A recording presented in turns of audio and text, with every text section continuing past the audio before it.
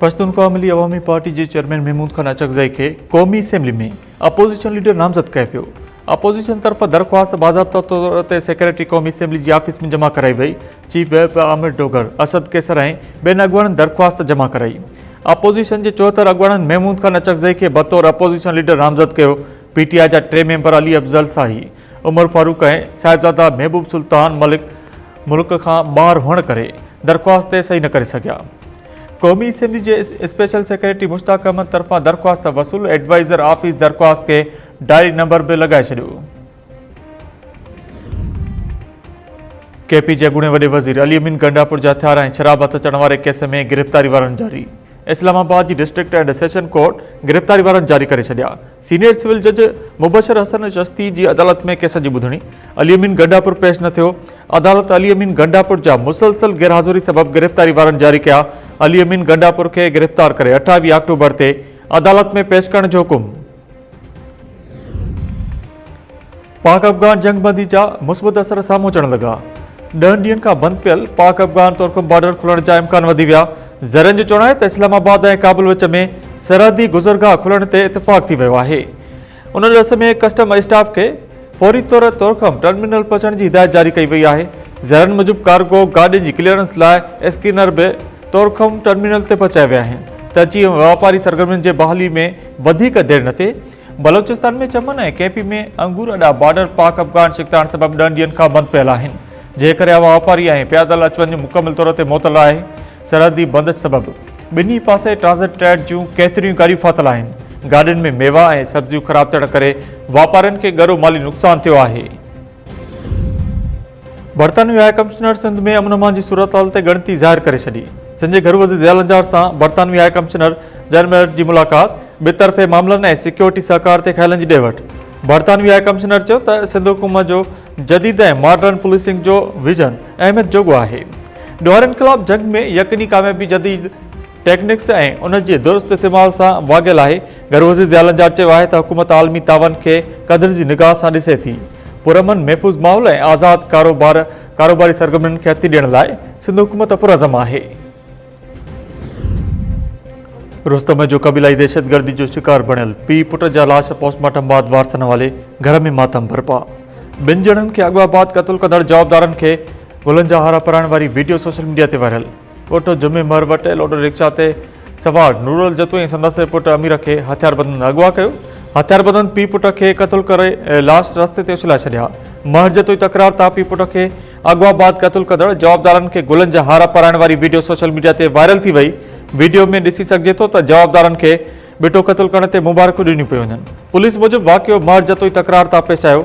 हिकु ॼणे जो लाश ॻोठु तैयब महर ऐं ॿिए जो लाश खानपुर शहर भरिसां उछलाए वियो। मक़तूलनि जे वारसनि जो चवणु आहे त जतो महर तकरार तां असांजो को बि तालुक़ु न आहे। पीउ पुट खे बेगुनाह क़तल कयो वियो आहे। महर जतो तकरार में हेल ताईं मार जी वेलनि जो अंगु 42 थी वियो।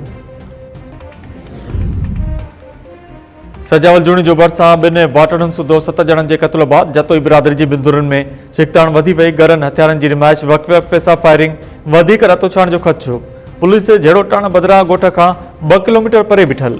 गुज़िरियल ॾींहुं ॻोठु घर पंहिंजा में फिदा जतोई जी धुर जे हथियारबंदनि जी फायरिंग में हाकिम जतोई 2 वाटड़ू ज़मीर तुनियो ऐं मंज़ूर कोराई मारिजी विया हुआ। फलांद में शरीफ़ जतोई जे धुर जो ॻोठु मुराद जलबानी में हमिलो।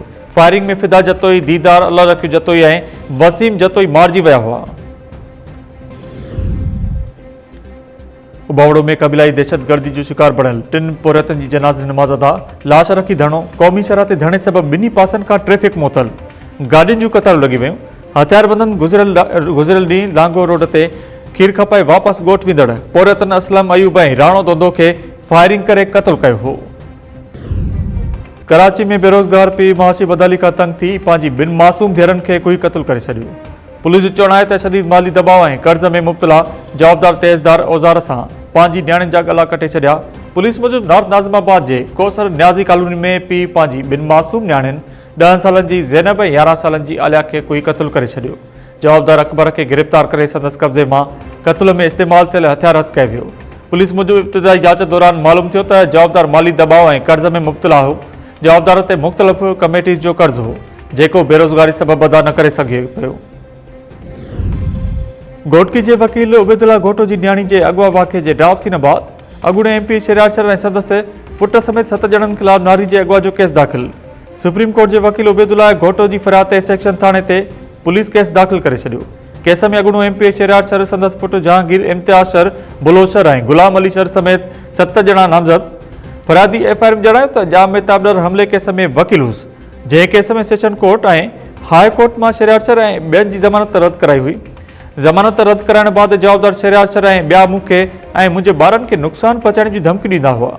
3 ॾींहं अॻु जवाबदारनि घर ते हमलो करे सोना ज़ेवर, 1 लाकेट, मुंडी, सोनी चैन ऐं 2 लाख रुपया रोक रक़म फुर कई।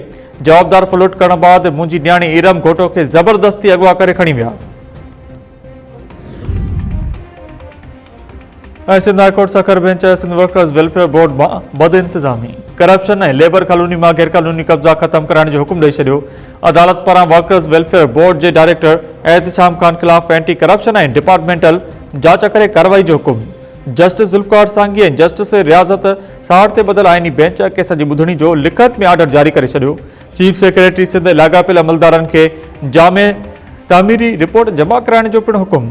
अदालती आर्डर मूजिबि फिलाई फंड अवाम जी अमानत आहिनि, उन्हनि जी शफ़ाफ़ियत ऐं एहतिसाब खे यकीनी बणाइण लाज़मी आहे। लेबर कॉलोनी जे 581 फ्लैटनि मां लॻभॻि 250 ऐं 443 यूनिटनि तां कब्ज़ा ख़त्म कराइण ऐं अलाटमेंट दस्तावेज़ जमा कराए वञनि। DC सखर खे जांच करे 4 नवंबर ते रिपोर्ट जमा कराइण जी हिदायत। अदालत चयो त एंडोरमेंट फंड में 2 अरब रुपया जमा हुजण जूं दावाऊं तस्दीक या ऑडिट खां सवाइ आहिनि। ईंदड़ ॿुधणी ते बैंक स्टेटमेंट समेत तस्दीक थियल दस्तावेज़ जमा कराए वञनि।